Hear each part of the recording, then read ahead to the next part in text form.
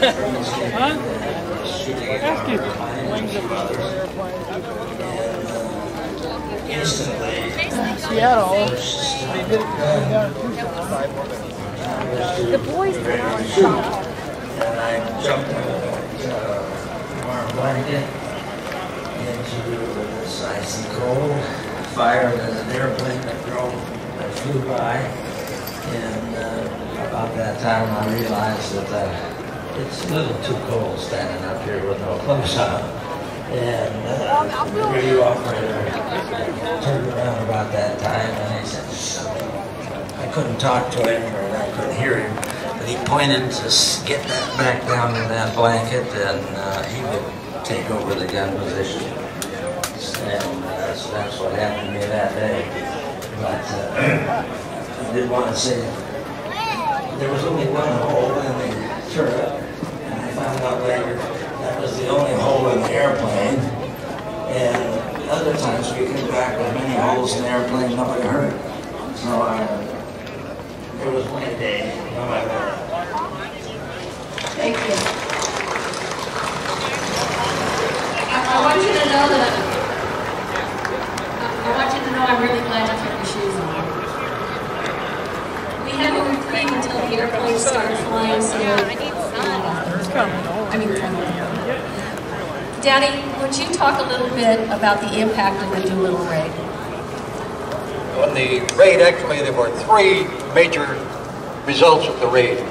Number one was that the American morale was very, very low at that time. We had Pearl Harbor attack, Hong Kong, Singapore had fallen. MacArthur was being run out of the Philippines, and it was absolutely no good news at all as far as the Americans were concerned. When the report came back that we had bombed Tokyo, it was a tremendous boost in morale. Something had happened that was good for America. Number two, it was a blow to the Japanese ego and their morale, because they had been assured by the powers to be there that they were invulnerable. Nobody could ever attack them, and that they were completely and totally safe. So it was a blow to their morale. Number three, it changed the concept of to defend the island when we wouldn't attack them again for several months. So the philosophy changed. Yamamoto committed at Midway, and the losses of the Japanese at Midway were the turning point in the war in the Pacific.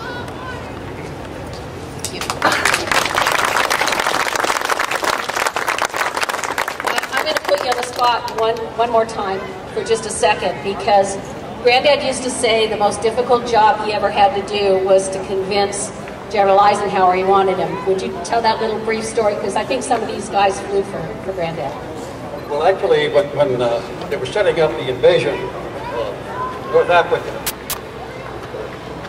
Eisenhower said that he would like to have either 8 or 2 spots as the air commander.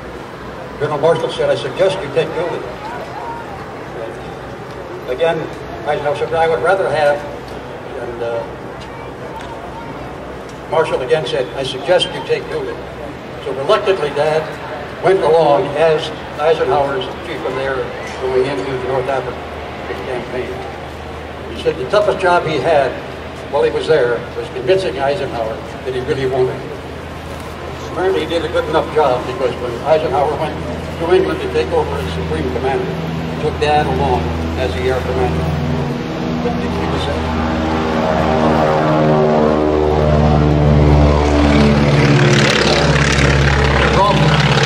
the opportunity to fly a Swiftliner.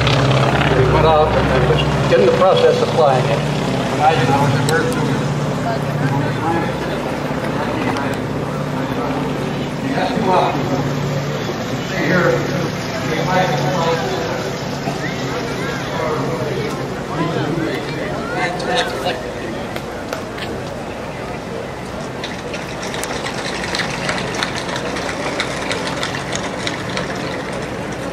I've been told we have just a few more minutes and do something a little different. If somebody has a question right here in the crowd, real quick, ask me real quick, and I'll pass the mic to that person.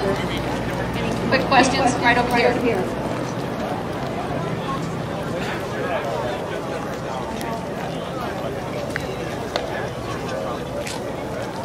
Okay, the question is for Bill Hollomon.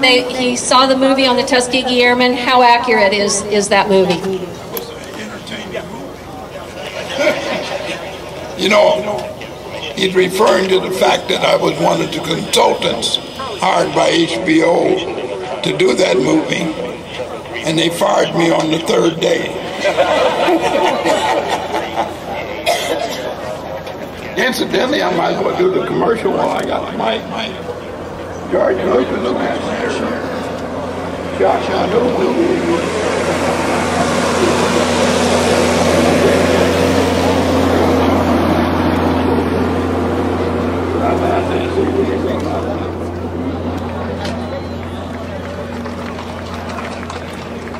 Another question right here, real quick. Anybody? Sir. Bud, can you tell us about your most memorable kill? I don't think we got a half hour.